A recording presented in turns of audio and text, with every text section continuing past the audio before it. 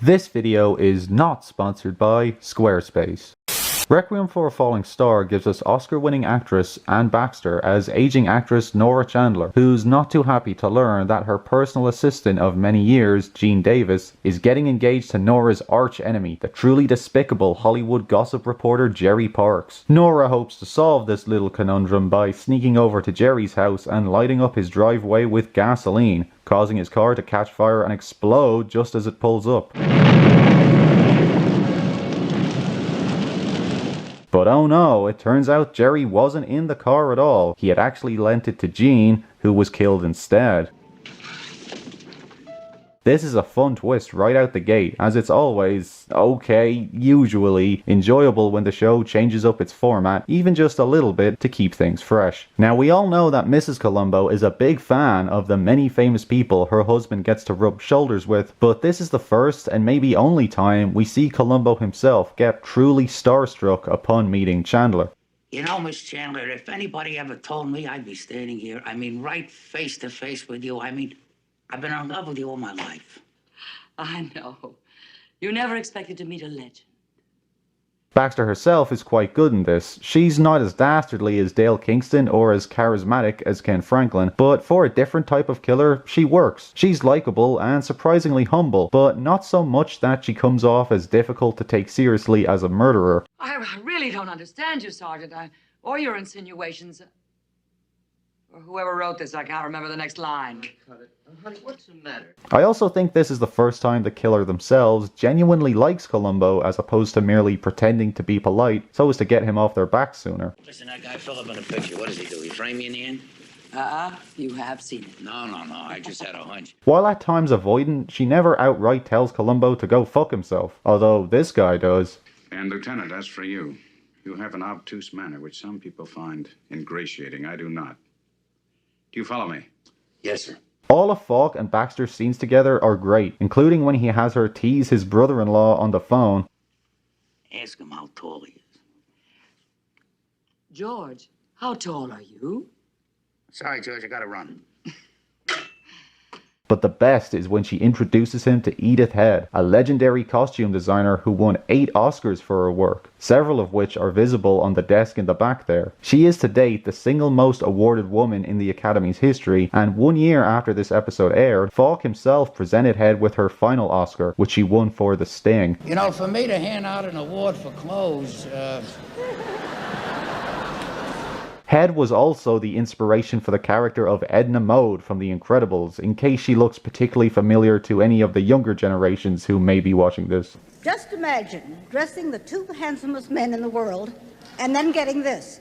I simply couldn't be more happy or more grateful, and thank you all so much. Nora has her pick out a new tie for the lieutenant and also recommends he goes shopping sometime soon. Hey, look at some raincoats while you're at it. Delightful stuff. Elsewhere, Audrey Hepburn's ex-husband Mel Ferrer is great as the loathsome Jerry Parks. He's a perfect representation of all the, to quote Robert Downey Jr., bottom-feeding muckrakers who snake their way into public prominence by bringing down everyone around them, causing scandal and suffering with no regard. His banter with Nora is wonderful, and you really do believe that these two people just hate each other's guts. You can't get a search warrant for what's in here. You couldn't get bus fare for what's in there. Parks has an entire file on Nora, including information about the disappearance of her husband, presumed drowned after last being seen setting sail 12 years previous. Columbo gets a lucky break in the case when he catches one of Nora's old movies on TV, one in which she plays a woman disguised as a man. This starts the lieutenant's wheels spinning, and he's able to finally begin putting the pieces of the puzzle together. He examines the tires of Jean's car and learns that someone must have intentionally let the air out of them, thus forcing her to borrow Jerry's car. Yes, in a second twist to this tale, it turns out that Jean was the intended victim all along, and both Columbo and the audience had been fooled into thinking Jerry Parks was the target. No. Mentioning this to Chandler spurs her into desperate action, so she tries to run Jerry down.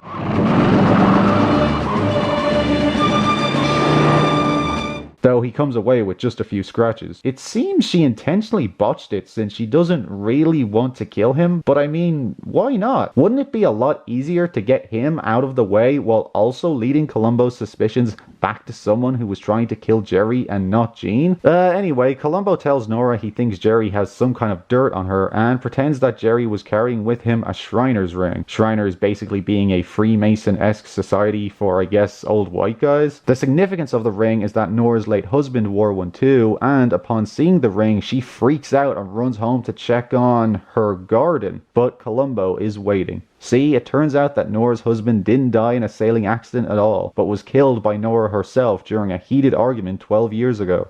I struck him with a bottle. His body is buried under the garden, which explains why Nora has a large water fountain back there but no running water. In order to lay water pipe, somebody would have to dig up the lawn, wouldn't they? Seeing her old movie made Columbo realize that she could have plausibly disguised herself as her husband on the day of his supposed disappearance and made it seem like he was heading down to the beach. And of course, Jean knew all of this, so she had to die before she could let it slip to Jerry Parks. Columbo tricked Nora into thinking Jerry had dug up the body already, hence the ring, and now having found a motive for Jean's murder, the case is neatly wrapped up.